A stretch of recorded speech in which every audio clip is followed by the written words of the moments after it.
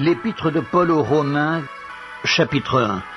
Paul, serviteur de Jésus-Christ, appelé à être apôtre, mis à part pour annoncer l'évangile de Dieu, qui avait été promis auparavant de la part de Dieu par ses prophètes dans les Saintes Écritures, et qui concerne son Fils, né de la postérité de David, selon la chair, et déclaré Fils de Dieu avec puissance, selon l'esprit de sainteté, par sa résurrection d'entre les morts, Jésus-Christ, notre Seigneur, par qui nous avons reçu la grâce et l'apostolat, pour amener en son nom à l'obéissance de la foi tous les païens, parmi lesquels vous êtes aussi, vous qui avez été appelés par Jésus-Christ, à tous ceux qui à Rome sont bien-aimés de Dieu, appelés à être saints. Que la grâce et la paix vous soient données de la part de Dieu notre Père et du Seigneur Jésus-Christ. Je rends d'abord grâce à mon Dieu par Jésus-Christ, au sujet de vous tous, de ce que votre foi est renommée dans le monde entier. Dieu que je sers en mon esprit dans l'évangile de son Fils, mes témoins que je fais sans cesse mention de vous, demandant continuellement dans mes prières d'avoir enfin par sa volonté le bonheur d'aller vers vous, car je désire vous voir, pour vous communiquer quelques dons spirituels, afin que vous soyez affermis, ou plutôt afin que vous soyez encouragés ensemble au milieu de vous, par la foi qui nous est commune à vous et à moi. Je ne veux pas vous laisser ignorer, frères, que j'ai souvent formé le projet d'aller vous voir, afin de recueillir quelques fruits parmi vous, comme parmi les autres nations. Mais j'en ai été empêché jusqu'ici. Je me dois aux Grecs et aux barbares, aux savants et aux ignorants. Ainsi j'ai un vif désir de vous annoncer aussi l'Évangile, à vous qui êtes à Rome. Car je n'ai point honte de l'Évangile. C'est une puissance de Dieu pour le salut de quiconque croit, du juif premièrement, puis du grec, parce qu'en lui est révélée la justice de Dieu par la foi et pour la foi. Selon qu'il est écrit, le juste vivra par la foi. La colère de Dieu se révèle du ciel contre toute impiété et toute injustice des hommes qui retiennent injustement la vérité captive, car ce qu'on peut connaître de Dieu est manifeste pour eux, Dieu le leur ayant fait connaître. En effet, les perfections invisibles de Dieu, sa puissance éternelle et sa divinité, se voient comme à l'œil depuis la création du monde, quand on les considère dans ses ouvrages. Ils sont donc inexcusables, puisqu'ayant connu Dieu, ils ne l'ont point glorifié comme Dieu, et ne lui ont point rendu grâce. Mais ils se sont égarés dans leurs pensées, et leur cœur sans intelligence a été plongé dans les ténèbres. Se vantant d'être sages, ils sont devenus fous, et ils ont changé la gloire du Dieu incorruptible en image représentant l'homme corruptible, des oiseaux, des quadrupèdes et des reptiles. C'est pourquoi Dieu les a livrés à l'impureté, selon les convoitises de leur cœur, en sorte qu'ils déshonorent eux-mêmes leur propre corps, eux qui ont changé la vérité de Dieu en mensonge, et qui ont adoré et servi la créature au lieu du Créateur, qui est béni éternellement. Amen. C'est pourquoi Dieu les a livrés à des passions infâmes, car leurs femmes ont changé l'usage naturel en celui qui est contre nature. Et de même les hommes, abandonnant l'usage naturel de la femme, se sont enflammés dans leurs désirs les uns pour les autres, commettant homme avec homme des choses infâmes, et recevant en eux-mêmes le salaire que méritait leur égarement. Comme ils ne se sont pas souciés de connaître Dieu, Dieu les a livrés à leur sens réprouvé pour commettre des choses indignes, étant remplis de toute espèce d'injustice, de méchanceté, de cupidité, de malice, pleins d'envie, de meurtre, de querelles, de ruse, de malignité, rapporteurs, médisants, impies, arrogants, hautains, fanfarons, ingénieux au mal, rebelles à leurs parents, dépourvus d'intelligence, de loyauté, d'affection naturelle, de miséricorde. Et bien qu'ils connaissent le jugement de Dieu, déclarant dignes de mort ceux qui commettent de telles choses, non seulement ils les font, mais ils approuvent ceux qui les font. L'épître de Paul aux Romains, chapitre 2. Ô homme, qui que tu sois, toi qui juges, tu es donc inexcusable, car en jugeant les autres, tu te condamnes toi-même, puisque toi qui juges, tu fais les mêmes choses. Nous savons en effet que le jugement de Dieu contre ceux qui commettent de telles choses est selon la vérité. Et penses-tu, ô homme, qui juge ceux qui commettent de telles choses et qui les fait, que tu échapperas au jugement de Dieu? Ou méprises-tu les richesses de sa bonté, de sa patience, de sa longanimité, ne reconnaissant pas que la bonté de Dieu te pousse à la repentance? Mais par ton endurcissement et par ton cœur impénitent, tu t'amasses un trésor de colère pour le jour de la colère et de la manifestation du juste jugement de Dieu, qui rendra à chacun selon ses œuvres, réservant la vie éternelle à ceux qui, par la persévérance à bien faire, cherchent l'honneur, la gloire et l'immortalité, mais l'irritation et la colère à ceux qui, par esprit de dispute, sont rebelles à la vérité et obéissent à l'injustice. Tribulation et angoisse sur toute âme d'homme qui fait le mal, sur le juif premièrement, puis sur le grec. Gloire, honneur et paix pour quiconque fait le bien, pour le juif premièrement, puis pour le grec. Car devant Dieu il n'y a point d'acception de personne. Tous ceux qui ont péché sans la loi périront aussi sans la loi, et tous ceux qui ont péché avec la loi seront jugés par la loi. Ce ne sont pas en effet ceux qui écoutent la loi qui sont justes devant Dieu, mais ce sont ceux qui la mettent en pratique qui seront justifiés. Quand les païens qui n'ont point la loi font naturellement ce que prescrit la loi, ils sont, eux qui n'ont point la loi, une loi pour eux-mêmes. Ils montrent que l'œuvre de la loi est écrite dans leur cœur, leur conscience, en rendant témoignage, et leurs pensées s'accusant ou se défendant tour à tour. C'est ce qui paraîtra au jour où, selon mon évangile, Dieu jugera par Jésus-Christ les actions secrètes des hommes. Toi qui te donnes le nom de juif, qui te repose sur la loi, qui te glorifie de Dieu, qui connaît sa volonté, qui apprécie la différence des choses, étant instruit par la loi, toi qui te flattes d'être le conducteur des aveugles, la lumière de ceux qui sont dans les ténèbres, le docteur des insensés, le maître des ignorants, parce que tu as dans la loi la règle de la science et de la vérité, toi donc qui enseignes les autres, tu ne t'enseignes pas toi-même. Toi qui prêches de ne pas dérober, tu dérobes. Toi qui dis de ne pas commettre adultère, tu commets adultère. Toi qui as en abomination les idoles, tu commets des sacrilèges. Toi qui te fais une gloire de la loi, tu déshonores Dieu par la transgression de la loi. Car le nom de Dieu est à cause de vous blasphémé parmi les païens, comme cela est écrit. La circoncision est inutile si tu mets en pratique la loi. Mais si tu transgresses la loi, ta circoncision devient incirconcision. Si donc l'incirconcis observe les ordonnances de la loi, son incirconcision ne sera-t-elle pas tenue pour circoncision? L'incirconcis de nature qui accomplit la loi ne te condamnera-t-il pas, toi qui la transgresses, tout en ayant la lettre de la loi et la circoncision? Le juif, ce n'est pas celui qui en a les dehors, et la circoncision, ce n'est pas celle qui est visible dans la chair. Mais le juif, c'est celui qui l'est intérieurement, et la circoncision, c'est celle du cœur, selon l'esprit et non selon la lettre. La louange de ce juif ne vient pas des hommes, mais de Dieu.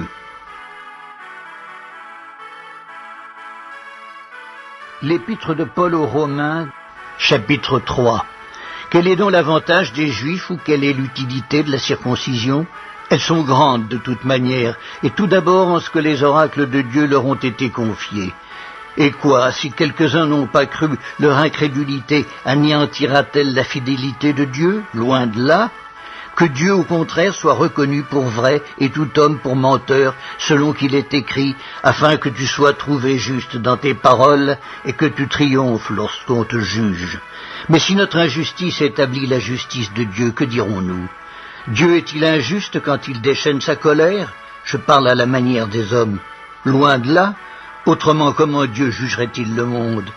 Et si par mon mensonge la vérité de Dieu éclate davantage pour sa gloire, pourquoi suis-je moi-même encore jugé comme pécheur? Et pourquoi ne ferions-nous pas le mal afin qu'il en arrive du bien, comme quelques-uns qui nous calomnient prétendent que nous le disons? La condamnation de ces gens est juste. Quoi donc? Sommes-nous plus excellents? Nullement. Car nous avons déjà prouvé que tous, juifs et grecs, sont sous l'empire du péché, selon qu'il est écrit « Il n'y a point de juste, pas même un seul. Nul n'est intelligent, nul ne cherche Dieu. Tous sont égarés, tous sont pervertis, il n'en est aucun qui fasse le bien, pas même un seul. Leur gosier est un sépulcre ouvert, ils se servent de leur langue pour tromper. Ils ont sous leurs lèvres un venin d'aspic. Leur bouche est pleine de malédiction et d'amertume. Ils ont les pieds légers pour répandre le sang. La destruction et le malheur sont sur leur route. Ils ne connaissent pas le chemin de la paix. La crainte de Dieu n'est pas devant leurs yeux. Or nous savons que tout ce que dit la loi, elle le dit à ceux qui sont sous la loi, afin que toute bouche soit fermée et que tout le monde soit reconnu coupable devant Dieu. Car nul ne sera justifié devant lui par les œuvres de la loi, puisque c'est par la loi que vient la connaissance du péché. Mais maintenant, sans la loi est manifestée la justice de Dieu, à laquelle rendent témoignage la loi et les prophètes. Justice de Dieu par la foi en Jésus-Christ pour tous ceux qui croient. Il n'y a point de distinction, car tous ont péché et sont privés de la gloire de Dieu, et ils sont gratuitement justifiés par sa grâce, par le moyen de la rédemption qui est en Jésus-Christ. C'est lui que Dieu a destiné par son sang à être pour ceux qui croiraient victime propitiatoire, afin de montrer sa justice, parce qu'il avait laissé impunis les péchés commis auparavant, au temps de sa patience, afin, dis-je, de montrer sa justice dans le temps présent, de manière à être juste tout en justifiant celui qui a la foi en Jésus. Où donc est le sujet de se glorifier? Il est exclu. Par quelle loi? Par la loi des œuvres? Non, mais par la loi de la foi. Car nous pensons que l'homme est justifié par la foi sans les œuvres de la loi. Ou bien Dieu est-il seulement le Dieu des Juifs? Ne l'est-il pas aussi des païens? Oui, il l'est aussi des païens, puisqu'il y a un seul Dieu qui justifiera par la foi les circoncis et par la foi les incirconcis. Anéantissons-nous donc la loi par la foi? Loin de là, au contraire, nous confirmons la loi.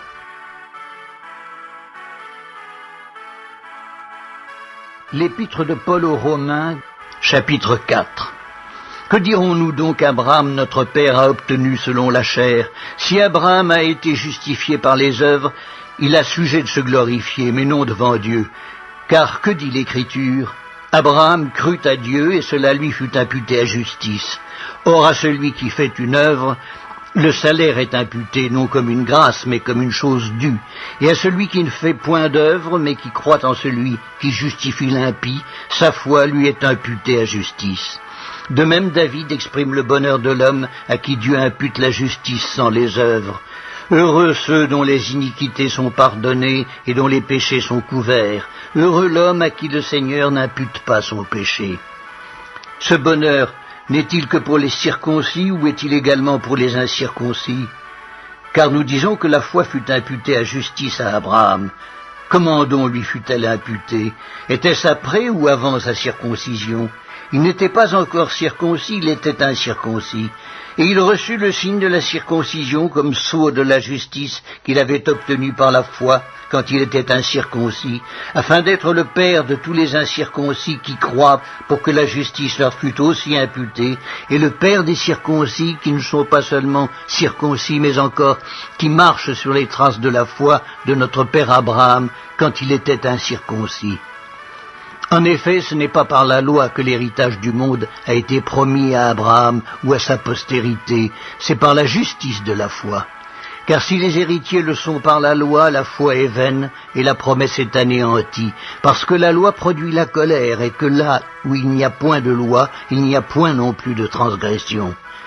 C'est pourquoi les héritiers le sont par la foi, pour que ce soit par grâce, afin que la promesse soit assurée à toute la postérité, non seulement à celle qui est sous la loi, mais aussi à celle qui a la foi d'Abraham, notre Père à tous, selon qu'il est écrit « Je t'ai établi Père d'un grand nombre de nations ».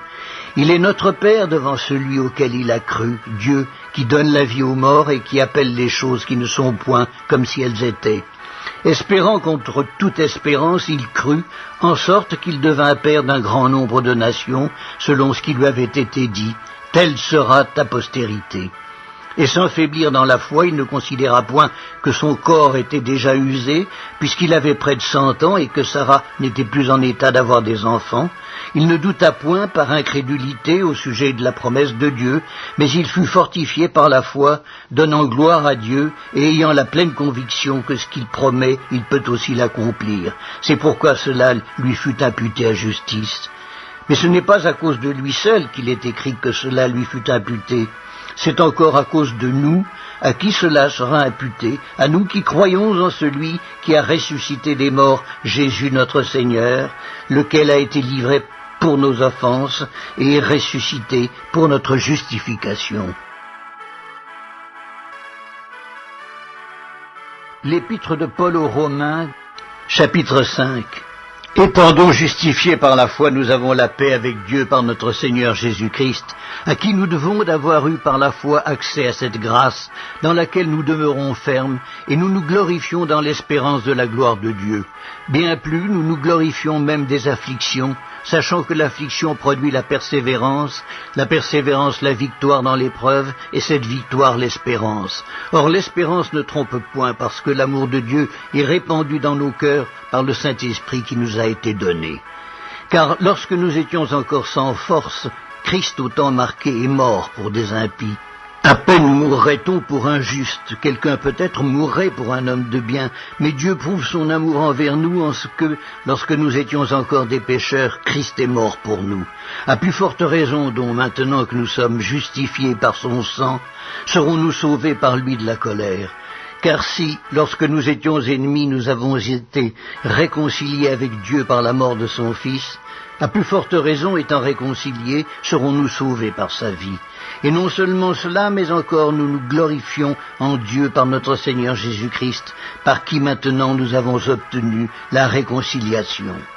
C'est pourquoi, par un seul homme, le péché est entré dans le monde, et par le péché la mort, et qu'ainsi la mort s'est étendue sur tous les hommes parce que tous ont péché, car jusqu'à la loi le péché était dans le monde.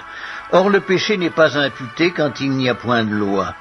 Cependant la mort a régné depuis Adam jusqu'à Moïse, même sur ceux qui n'avaient pas péché, par une transgression semblable à celle d'Adam, lequel est la figure de celui qui devait venir. Mais il n'en est pas du don gratuit comme de l'offense, car si par l'offense d'un seul il en est beaucoup qui sont morts, à plus forte raison la grâce de Dieu et le don de la grâce venant d'un seul homme, Jésus-Christ, ont-ils été abondamment répandus sur beaucoup. Et il n'en est pas du don comme de ce qui est arrivé par un seul qui a péché, car c'est après une seule offense que le jugement est devenu condamnation, tandis que le don gratuit devient justification après plusieurs offenses. Si par l'offense d'un seul la mort a régné par lui seul, à plus forte raison ceux qui reçoivent l'abondance de la grâce et du don de la justice régneront-ils dans la vie par Jésus-Christ lui seul. Ainsi donc, comme par une seule offense la condamnation a atteint tous les hommes, de même par un seul acte de justice, la justification qui donne la vie s'étend à tous les hommes. Car, comme par la désobéissance d'un seul homme beaucoup ont été rendus pécheurs, de même par l'obéissance d'un seul beaucoup seront rendus justes. Or la loi est intervenue pour que l'offense abondât, mais là où le péché a abondé, la grâce a surabondé, afin que, comme le péché a régné par la mort, ainsi la grâce régna par la justice pour la vie éternelle, par Jésus-Christ notre Seigneur. L'épître de Paul aux Romains, chapitre 6. Que dirons-nous donc? Demeurerions-nous dans le péché afin que la grâce abonde? Loin de là. Nous qui sommes morts au péché, comment vivrions-nous encore dans le péché? Ignorez-vous que nous tous qui avons été baptisés en Jésus-Christ, c'est en sa mort que nous avons été baptisés? Nous avons donc été ensevelis avec lui par le baptême en sa mort, afin que comme Christ est ressuscité des morts par la gloire du Père, de même nous aussi nous marchions en nouveauté de vie. En effet, si nous sommes devenus une même plante avec lui par la conformité à sa mort, nous le serons aussi par la conformité à sa résurrection, sachant que notre vieil homme a été crucifié avec lui, afin que le corps du péché fût détruit, pour que nous ne soyons plus esclaves du péché, car celui qui est mort est libre du péché. Or, si nous sommes morts avec Christ, nous croyons que nous vivrons aussi avec lui, sachant que Christ ressuscité des morts ne meurt plus. La mort n'a plus de pouvoir sur lui, car il est mort et c'est pour le péché qu'il est mort une fois pour toutes. Il est revenu à la vie et c'est pour Dieu qu'il vit. Ainsi vous-même, regardez-vous comme morts au péché et comme vivants pour Dieu en Jésus-Christ. Que le péché ne règne donc point dans votre corps mortel, et n'obéissez pas à ses convoitises, ne livrez pas vos membres au péché comme des instruments d'iniquité, mais donnez-vous vous-même à Dieu comme étant vivants de mort que vous étiez, et offrez à Dieu vos membres comme des instruments de justice, car le péché n'aura point de pouvoir sur vous, puisque vous êtes non sous la loi, mais sous la grâce. Quoi donc? Pécherions-nous parce que nous sommes non sous la loi mais sous la grâce? Loin de là. Ne savez-vous pas qu'en vous livrant à quelqu'un comme esclave pour lui obéir, vous êtes esclave de celui à qui vous obéissez, soit du péché qui conduit à la mort, soit de l'obéissance qui conduit à la justice? Mais grâce soit rendue à Dieu de ce que, après avoir été esclave du péché, vous avez obéi de cœur à la règle de doctrine dans laquelle vous avez été instruits. Ayant été affranchis du péché, vous êtes devenus esclaves de la justice. Je parle à la manière des hommes à cause de la faiblesse de votre chair. De même donc que vous avez livré vos membres comme esclaves à l'impureté et à l'iniquité pour arriver à l'iniquité, ainsi maintenant livrez vos membres comme esclaves à la justice pour arriver à la sainteté. Car lorsque vous étiez esclaves du péché, vous étiez libres à l'égard de la justice. Quels fruits portiez-vous alors? Des fruits dont vous rougissez aujourd'hui. Car la fin de ces choses, c'est la mort. Mais maintenant, étant affranchis du péché et devenus esclaves de Dieu, vous avez pour fruit la sainteté et pour fin la vie éternelle. Car le salaire du péché, c'est la mort. Mais le don gratuit de Dieu, c'est la vie éternelle en Jésus-Christ, notre Seigneur. L'épître de Paul aux Romains, chapitre 7. Ignorez-vous, frères, car je parle à des gens qui connaissent la loi, que la loi exerce son pouvoir sur l'homme aussi longtemps qu'il vit? Ainsi, une femme mariée est liée par la loi à son mari tant qu'il est vivant, mais si le mari meurt, elle est dégagée de la loi qui la liait à son mari. Si donc du vivant de son mari elle devient la femme d'un autre homme, elle sera appelée adultère. Mais si le mari meurt, elle est affranchie de la loi, de sorte qu'elle n'est point adultère en devenant la femme d'un autre. De même, mes frères, vous aussi, vous avez été par le corps de Christ mis à mort en ce qui concerne la loi, pour que vous apparteniez à un autre, à celui qui est ressuscité des morts, afin que nous portions des fruits pour Dieu. Car lorsque nous étions dans la chair, les passions des péchés provoqués par la loi agissaient dans nos membres, de sorte que nous portions des fruits pour la mort. Mais maintenant nous avons été dégagés de la loi, étant morts à cette loi sous laquelle nous étions retenus, de sorte que nous servons dans un esprit nouveau et non selon la lettre qui a vieilli. Que dirons-nous donc? La loi est-elle péché? Loin de là. Mais je n'ai connu le péché que par la loi, car je n'aurais pas connu la convoitise si la loi n'eût dit « tu ne convoiteras point ». Et le péché, saisissant l'occasion, produisit en moi par le commandement toutes sortes de convoitises, car sans loi le péché est mort. Pour moi, étant autrefois sans loi, je vivais, mais quand le commandement vint, le péché reprit vie, et moi je mourus. Ainsi le commandement qui conduit à la vie se trouva pour moi conduire à la mort. Car le péché, saisissant l'occasion, me séduisit par le commandement, et par lui me fit mourir. La loi donc est sainte, et le commandement est saint, juste et bon. Ce qui est bon, a-t-il donc été pour moi une cause de mort? Loin de là. Mais c'est le péché, afin qu'il se manifestât comme péché, en me donnant la mort par ce qui est bon, et que, par le commandement, il devint condamnable au plus haut point. Nous savons en effet que la loi est spirituelle, mais moi je suis charnel, vendu au péché, car je ne sais pas ce que je fais. Je ne fais point ce que je veux, et je fais ce que je hais. Or, si je fais ce que je ne veux pas, je reconnais par là que la loi est bonne. Et maintenant, ce n'est plus moi qui le fais, c'est le péché qui habite en moi. Ce qui est bon, je le sais, n'habite pas en moi, c'est-à-dire dans ma chair. J'ai la volonté, mais non le pouvoir de faire le bien. Car je ne fais pas le bien que je veux, et je fais le mal que je ne veux pas. Et si je fais ce que je ne veux pas, ce n'est plus moi qui le fais, c'est le péché qui habite en moi. Je trouve donc en moi cette loi. Quand je veux faire le bien, le mal est attaché à moi. Car je prends plaisir à la loi de Dieu selon l'homme intérieur, mais je vois dans mes membres une autre loi qui lutte contre la loi de mon entendement et qui me rend captif de la loi du péché qui est dans mes membres. Misérable que je suis, qui me délivrera du corps de cette mort? Grâce soit rendue à Dieu par Jésus-Christ notre Seigneur. Ainsi donc moi-même je suis par l'entendement esclave de la loi de Dieu, et je suis par la chair esclave de la loi du péché. L'épître de Paul aux Romains, chapitre 8. Il n'y a donc maintenant aucune condamnation pour ceux qui sont en Jésus-Christ. En effet, la loi de l'Esprit de vie en Jésus-Christ m'a affranchi de la loi du péché et de la mort. Car, chose impossible à la loi parce que la chair la rendait sans force, Dieu a condamné le péché dans la chair en envoyant à cause du péché son propre Fils dans une chair semblable à celle du péché, et cela afin que la justice de la loi fût accomplie en nous qui marchons non selon la chair mais selon l'esprit. Ceux en effet qui vivent selon la chair s'affectionnent aux choses de la chair, tandis que ceux qui vivent selon l'esprit s'affectionnent aux choses de l'esprit. Et l'affection de la chair c'est la mort, tandis que l'affection de l'esprit c'est la vie et la paix. Car l'affection de la chair est inimitié contre Dieu, parce qu'elle ne se soumet pas à la loi de Dieu et qu'elle ne le peut même pas. Or ceux qui vivent selon la chair ne sauraient plaire à Dieu. Pour vous, vous ne vivez pas selon la chair, mais selon l'esprit, si du moins l'esprit de Dieu habite en vous. Si quelqu'un n'a pas l'esprit de Christ, il ne lui appartient pas. Et si Christ est en vous, le corps, il est vrai, est mort à cause du péché, mais l'esprit est vie à cause de la justice.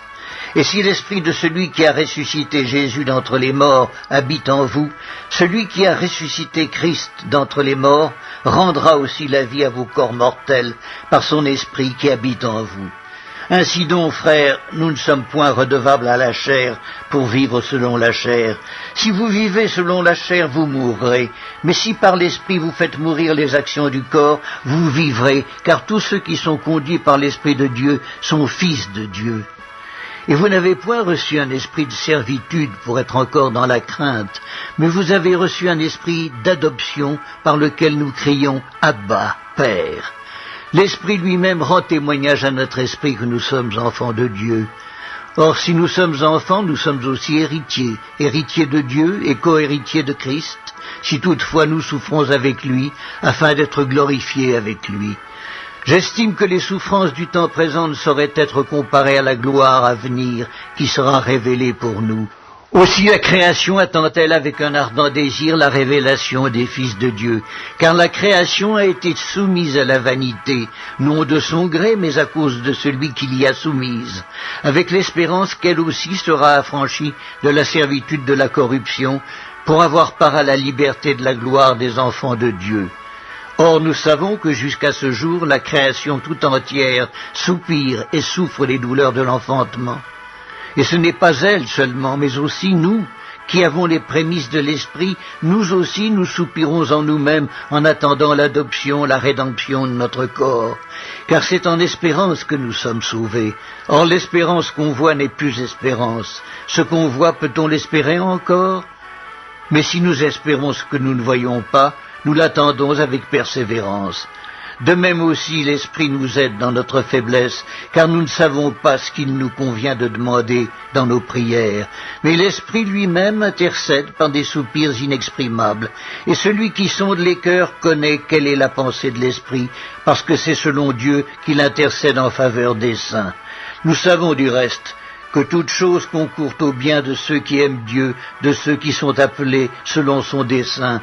Car ceux qu'il a connus d'avance, il les a aussi prédestinés à être semblables à l'image de son Fils, afin que son Fils fût le premier-né entre plusieurs frères.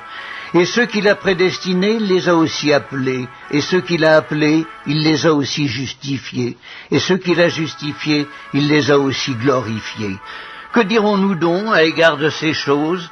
Si Dieu est pour nous, qui sera contre nous? Lui qui n'a point épargné son propre Fils, mais qui l'a livré pour nous tous, comment ne nous donnera-t-il pas aussi toutes choses avec lui? Qui accusera les élus de Dieu? C'est Dieu qui justifie. Qui les condamnera? Christ est mort, bien plus, il est ressuscité, il est à la droite de Dieu, il intercède pour nous. Qui nous séparera de l'amour de Christ? Sera-ce la tribulation, ou l'angoisse, ou la persécution, ou la faim, ou la nudité, ou le péril, ou l'épée, selon qu'il est écrit? C'est à cause de toi qu'on nous met à mort tout le jour, qu'on nous regarde comme des brebis destinées à la boucherie. Mais dans toutes ces choses, nous sommes plus que vainqueurs par celui qui nous a aimés. Car j'ai l'assurance que ni la mort, ni la vie, ni les anges, ni les dominations, ni les choses présentes, ni les choses à venir, ni les puissances, ni la hauteur, ni la profondeur, ni aucune autre créature ne pourra nous séparer de l'amour de Dieu manifesté en Jésus-Christ, notre Seigneur. L'Épître de Paul aux Romains, chapitre 9. Je dis la vérité en Christ, je ne mens point, ma conscience m'en rend témoignage par le Saint-Esprit. J'éprouve une grande tristesse et j'ai dans le cœur un chagrin continuel, car je voudrais moi-même être anathème et séparé de Christ pour mes frères, mes parents selon la chair, qui sont israélites, à qui appartiennent l'adoption et la gloire et les alliances et la loi et le culte et les promesses et les patriarches, et de qui est issu selon la chair le Christ, qui est au-dessus de toutes choses, Dieu béni éternellement. Amen. Ce n'est point à dire que la parole de Dieu soit restée sans effet, car tous ceux qui descendent d'Israël ne sont pas Israël, et pour être la postérité d'Abraham, ils ne sont pas tous ses enfants. Mais il est dit, en Isaac sera nommé pour toi une postérité, c'est-à-dire que ce ne sont pas les enfants de la chair qui sont enfants de Dieu, mais que ce sont les enfants de la promesse qui sont regardés comme la postérité. Voici, en effet, la parole de la promesse. Je reviendrai à cette même époque et Sarah aura un fils. Et depuis il en fut ainsi de Rebecca, qui conçut du seul Isaac notre père. Car quoique les enfants ne fussent pas encore nés et qu'ils n'eussent fait ni bien ni mal, afin que le dessein d'élection de Dieu subsistât, sans dépendre des œuvres et par la seule volonté de celui qui appelle, il fut dit à Rebecca, l'aîné sera assujetti au plus jeune, selon qu'il est écrit, j'ai aimé Jacob et j'ai haï Ésaü. Que dirons-nous donc? Y a-t-il en Dieu de l'injustice? Loin de là. Car il dit à Moïse, je ferai miséricorde à qui je fais miséricorde, et j'aurai compassion de qui j'ai compassion. Ainsi donc, cela ne dépend ni de celui qui veut, ni de celui qui court, mais de Dieu qui fait miséricorde. Car l'Écriture dit à Pharaon, je t'ai suscité à dessein pour montrer en toi ma puissance, et afin que mon nom soit publié par toute la terre. Ainsi il fait miséricorde à qui il veut, et il endurcit qui il veut. Tu me diras, pourquoi blâme-t-il encore? Car qui est-ce qui résiste à sa volonté? Ô homme, toi plutôt, qui es-tu pour contester avec Dieu? Le vase d'argile dira-t-il à celui qui l'a formé, pourquoi m'as-tu fait ainsi? Le potier n'est-il pas maître de l'argile pour faire avec la même masse un vase d'honneur et un vase d'un usage vil? Et que dire si Dieu, voulant montrer sa colère et faire connaître sa puissance, a supporté avec une grande patience des vases de colère formés pour la perdition, et s'il a voulu faire connaître la richesse de sa gloire envers des vases de miséricorde qu'il a d'avance préparés pour la gloire? Ainsi nous a-t-il appelés non seulement d'entre les Juifs, mais encore d'entre les païens. Selon qu'il le dit dans Osée, j'appellerai mon peuple celui qui n'était pas mon peuple, et bien-aimé celle qui n'était pas la bien-aimée. Et là où on leur disait, vous n'êtes pas mon peuple, ils seront appelés fils du Dieu vivant. Ésaïe, de son côté, s'écrit au sujet d'Israël, quand le nombre des fils d'Israël serait comme le sable de la mer, un reste seulement sera sauvé, car le Seigneur exécutera pleinement et promptement sur la terre ce qu'il a résolu. Et comme Ésaïe l'avait dit auparavant, si le Seigneur des armées ne nous eût laissé une postérité, nous serions devenus comme Sodome, nous aurions été semblables à Gomorrhe. Que dirons-nous donc? Les païens qui ne cherchaient pas la justice ont obtenu la justice qui vient de la foi, tandis qu'Israël, qui cherchait une loi de justice, n'est pas parvenu à cette loi. Pourquoi? Parce qu'Israël l'a cherchée, non par la foi, mais comme provenant des œuvres. Ils se sont heurtés contre la pierre d'achoppement, selon qu'il est écrit, voici, je mets en Sion une pierre d'achoppement et un rocher de scandale, et celui qui croit en lui ne sera point confus. L'épître de Paul aux Romains, chapitre 10. Frères, le vœu de mon cœur et ma prière à Dieu pour eux, c'est qu'ils soient sauvés. Je leur rends le témoignage qu'ils ont du zèle pour Dieu, mais sans intelligence.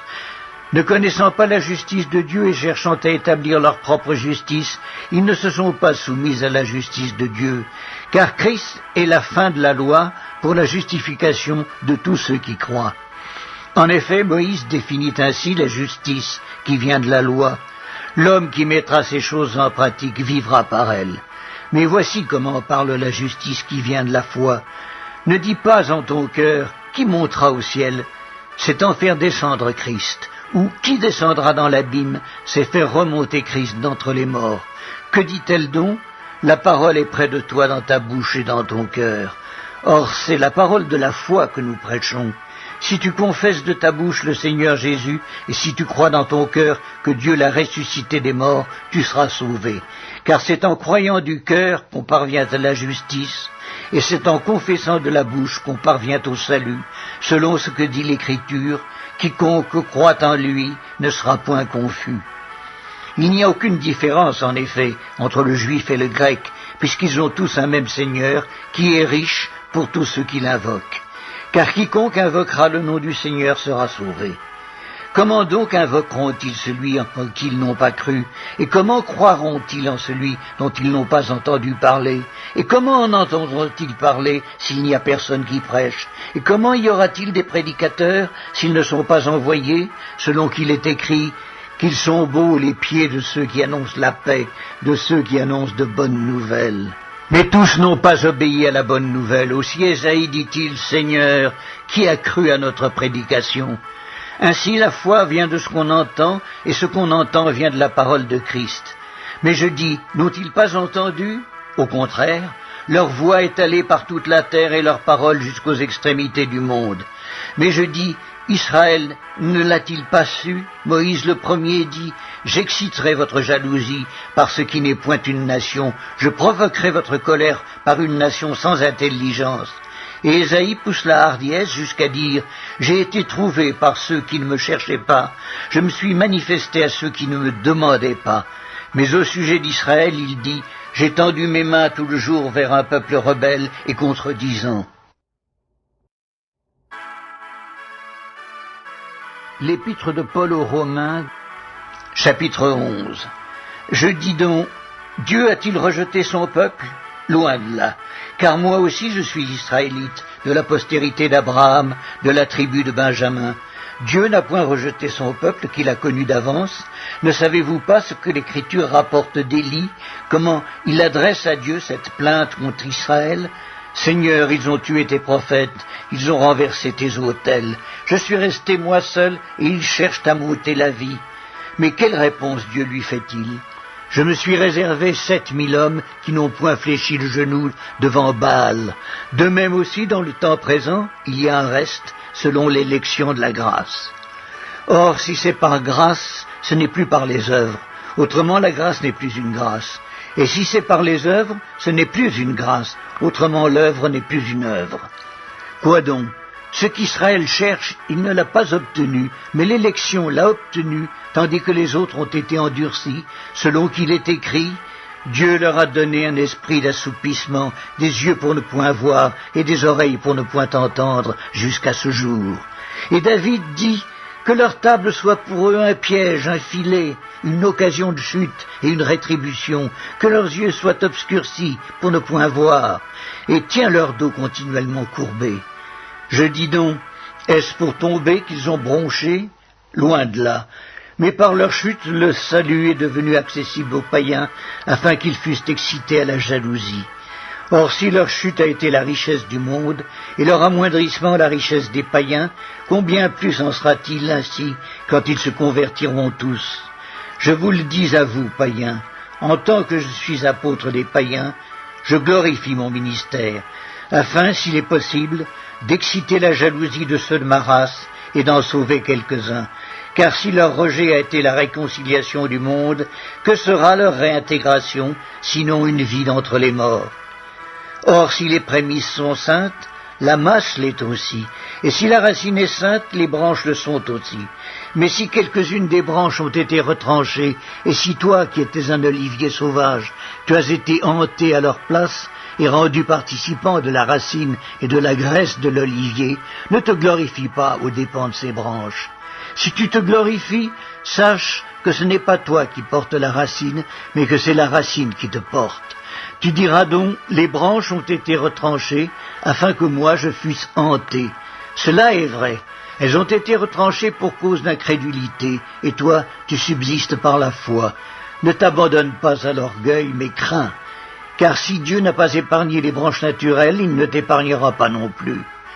Considère donc la bonté et la sévérité de Dieu, sévérité envers ceux qui sont tombés et bonté de Dieu envers toi si tu demeures ferme dans cette bonté. Autrement, tu seras aussi retranché. Eux de même, s'ils ne persistent pas dans l'incrédulité, ils seront hantés, car Dieu est puissant pour les hanter de nouveau. Si toi tu as été coupé de l'olivier naturellement sauvage et hanté, contrairement à ta nature, sur l'olivier franc, à plus forte raison, eux seront-ils hantés selon leur nature sur leur propre olivier. Car je ne veux pas, frères, que vous ignoriez ce mystère, afin que vous ne vous regardiez point comme sages. C'est qu'une partie d'Israël est tombée dans l'endurcissement jusqu'à ce que la totalité des païens soit entrée. Et ainsi tout Israël sera sauvé, selon qu'il est écrit, le libérateur viendra de Sion et il détournera de Jacob les impiétés, et ce sera mon alliance avec eux lorsque j'ôterai leurs péchés. En ce qui concerne l'Évangile, ils sont ennemis à cause de vous. Mais en ce qui concerne l'élection, ils seront aimés à cause de leur Père. Car Dieu ne se repent pas de ses dons et de son appel, de même que vous avez autrefois désobéi à Dieu, et que par leur désobéissance vous avez maintenant obtenu miséricorde, de même ils ont maintenant désobéi, afin que par la miséricorde qui vous a été faite, ils obtiennent aussi miséricorde. Car Dieu a renfermé tous les hommes dans la désobéissance pour faire miséricorde à tous. Ô profondeur de la richesse, de la sagesse et de la science de Dieu, que ses jugements sont insondables et ses voies incompréhensibles. Car qui a connu la pensée du Seigneur, ou qui a été son conseiller, qui lui a donné le premier pour qu'il ait à recevoir en retour? C'est de lui, par lui et pour lui que sont toutes choses. À lui la gloire dans tous les siècles. Amen.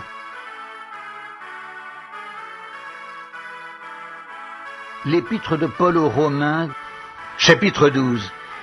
Je vous exhorte donc, frères, par les compassions de Dieu, à offrir vos corps comme un sacrifice vivant, saint, agréable à Dieu, ce qui sera de votre part un culte raisonnable. Ne vous conformez pas au siècle présent, mais soyez transformés par le renouvellement de l'intelligence, afin que vous discerniez quelle est la volonté de Dieu, ce qui est bon, agréable et parfait. Par la grâce qui m'a été donnée, je dis à chacun de vous de n'avoir pas de lui-même une trop haute opinion, mais de revêtir des sentiments modestes, selon la mesure de foi que Dieu a départie à chacun. Car, comme nous avons plusieurs membres dans un seul corps, et que tous les membres n'ont pas la même fonction, ainsi nous qui sommes plusieurs, nous formons un seul corps en Christ, et nous sommes tous membres les uns des autres. Puisque nous avons des dons différents selon la grâce qui nous a été accordée, que celui qui a le don de prophétie l'exerce selon l'analogie de la foi, que celui qui est appelé au ministère s'attache à son ministère, que celui qui enseigne s'attache à son enseignement et celui qui exhorte à l'exhortation, que celui qui donne le fasse avec libéralité, que celui qui préside le fasse avec zèle, que celui qui pratique la miséricorde le fasse avec joie. Que la charité soit sans hypocrisie, ayez le mal en horreur, attachez-vous fortement au bien. Par amour fraternel, soyez pleins d'affection les uns pour les autres. Par honneur, usez de prévenance réciproque. Ayez du zèle et non de la paresse. Soyez fervents d'esprit, servez le Seigneur, réjouissez-vous en espérance, soyez patients dans l'affliction, persévérez dans la prière, pourvoyez aux besoins des saints, exercez l'hospitalité.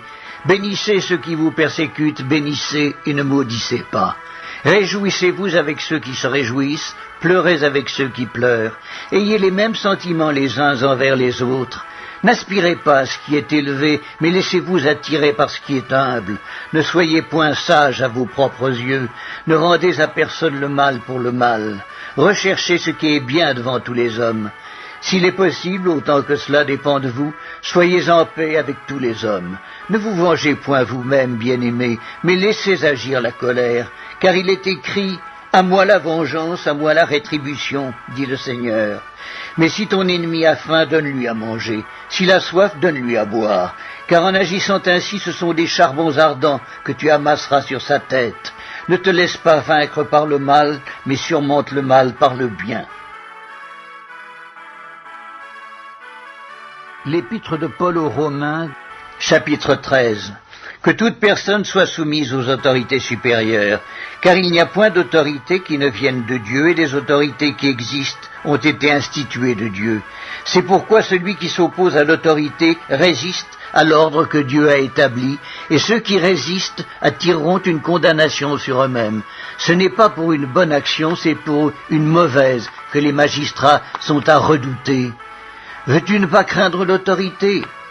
Fais le bien et tu auras son approbation. Le magistrat est serviteur de Dieu pour ton bien, mais si tu fais le mal, crains. Car ce n'est pas en vain qu'il porte l'épée, étant serviteur de Dieu, pour exercer la vengeance et punir celui qui fait le mal. Il est donc nécessaire d'être soumis non seulement par crainte de la punition, mais encore par motif de conscience. C'est aussi pour cela que vous payez les impôts. Car les magistrats sont des ministres de Dieu entièrement appliqués à cette fonction. Rendez à tous ce qui leur est dû. L'impôt à qui vous devez l'impôt, le tribut à qui vous devez le tribut, la crainte à qui vous devez la crainte, l'honneur à qui vous devez l'honneur.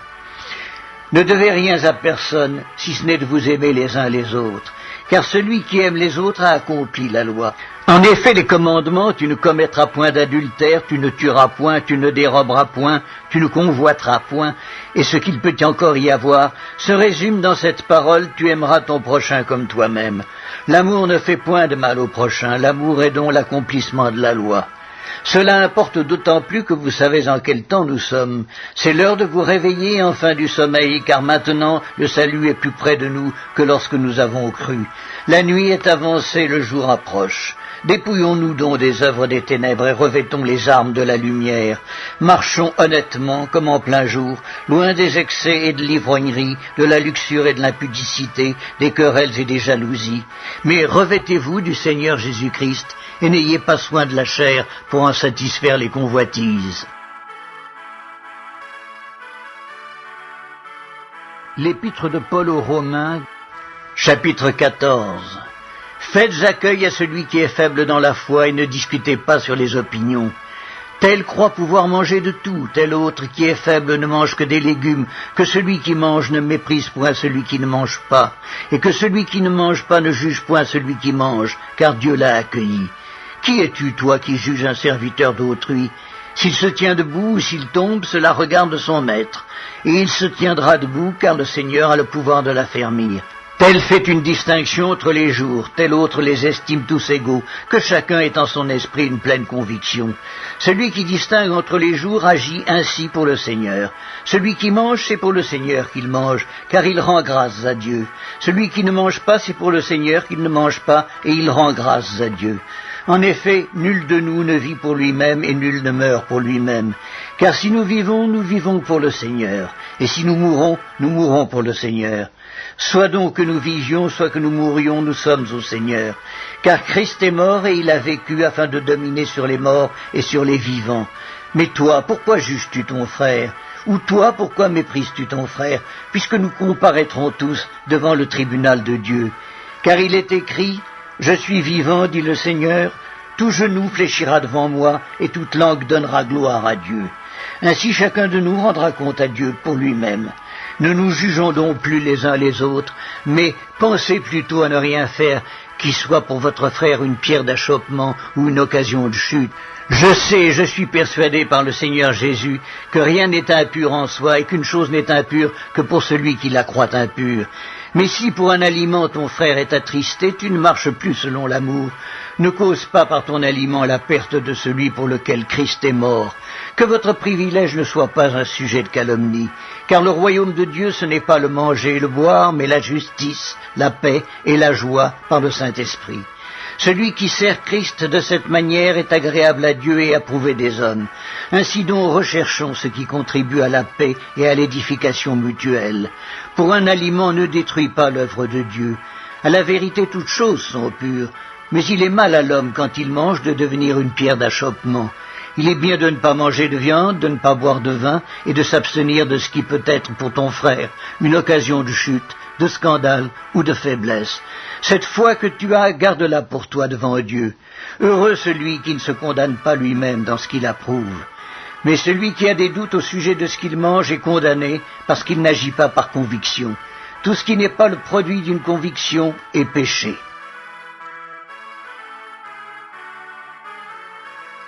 L'épître de Paul aux Romains, chapitre 15.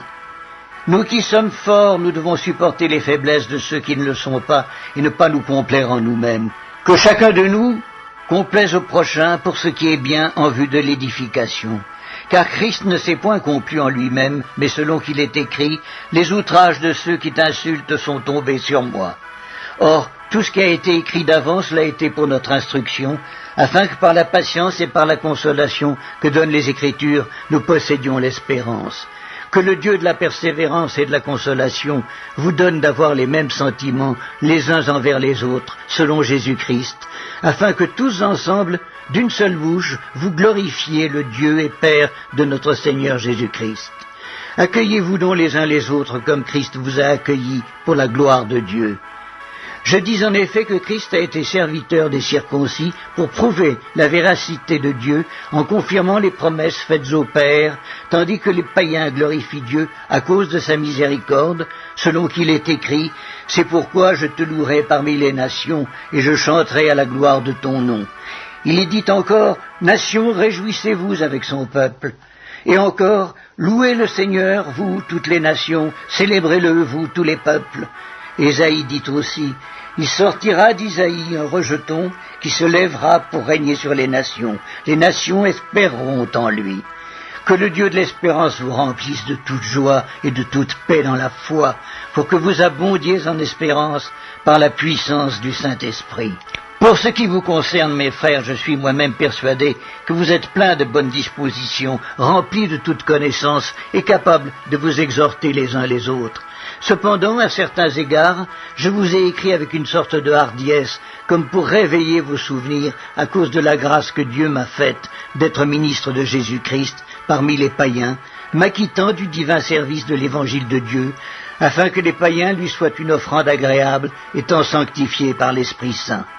J'ai donc sujet de me glorifier en Jésus-Christ pour ce qui regarde les choses de Dieu, car je n'oserais mentionner aucune chose que Christ n'ait pas faite par moi pour amener les païens à l'obéissance, par la parole et par les actes, par la puissance des miracles et des prodiges, par la puissance de l'Esprit de Dieu, en sorte que, depuis Jérusalem et les pays voisins jusqu'en Illyrie, j'ai abondamment répandu l'évangile de Christ.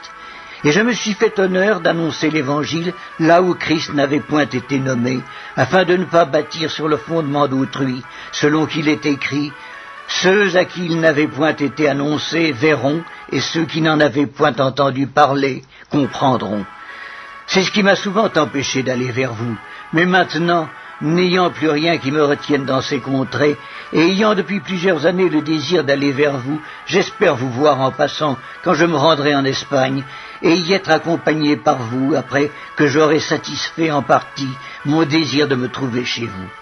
Présentement, je vais à Jérusalem pour le service des saints, car la Macédoine et l'Achaïe ont bien voulu s'imposer une contribution en faveur des pauvres parmi les saints de Jérusalem. Elles l'ont bien voulu et elles le leur devaient, car si les païens ont eu part à leurs avantages spirituels, ils doivent aussi les assister dans les choses temporelles. Dès que j'aurai terminé cette affaire et que je leur ai remis ces dons, je partirai pour l'Espagne et passerai chez vous. Je sais qu'en allant vers vous, c'est avec une pleine bénédiction de Christ que j'irai. Je vous exhorte, frères, par notre Seigneur Jésus-Christ, et par l'amour de l'Esprit, à combattre avec moi, en adressant à Dieu des prières en ma faveur, afin que je sois délivré des incrédules de la Judée, et que les dons que je porte à Jérusalem soient agréés des saints, en sorte que j'arrive chez vous avec joie, si c'est la volonté de Dieu, et que je jouisse au milieu de vous de quelque repos. Que le Dieu de paix soit avec vous tous. Amen.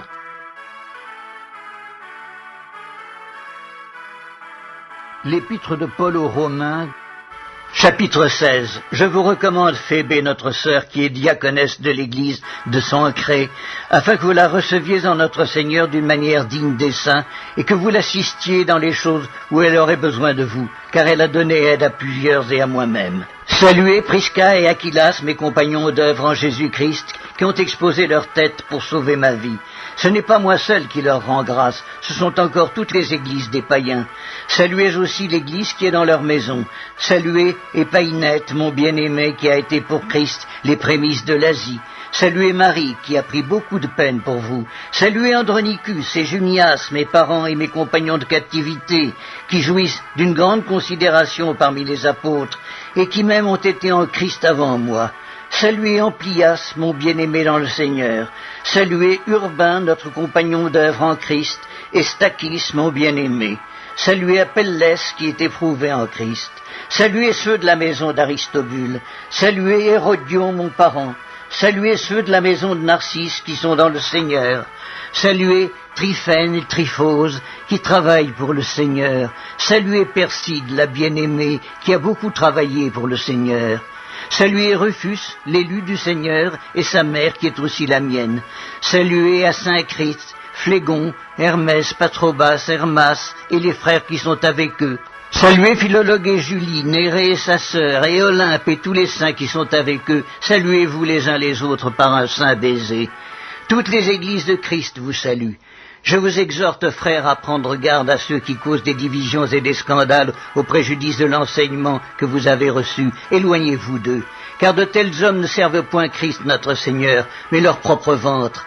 Et par des paroles douces et flatteuses, ils séduisent le cœur des simples. Pour vous, votre obéissance est connue de tous. Je me réjouis donc à votre sujet, je désire que vous soyez sages en ce qui concerne le bien et purs en ce qui concerne le mal. Le Dieu de paix écrasera bientôt Satan sous vos pieds. Que la grâce de notre Seigneur Jésus-Christ soit avec vous.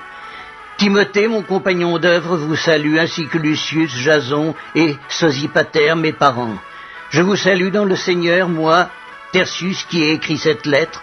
Gaius, mon hôte, et celui de toute l'Église vous salue. Éraste, le trésorier de la ville, vous salue, ainsi que le frère Quartus. Que la grâce de notre Seigneur Jésus-Christ soit avec vous tous. Amen. À celui qui peut vous affermir selon mon évangile et la prédication de Jésus-Christ, conformément à la révélation du mystère caché pendant des siècles, mais manifesté maintenant par les écrits des prophètes, d'après l'ordre du Dieu éternel, et porté à la connaissance de toutes les nations, afin qu'elles obéissent à la foi. À Dieu, seul sage, soit la gloire au siècle des siècles, par Jésus-Christ. Amen.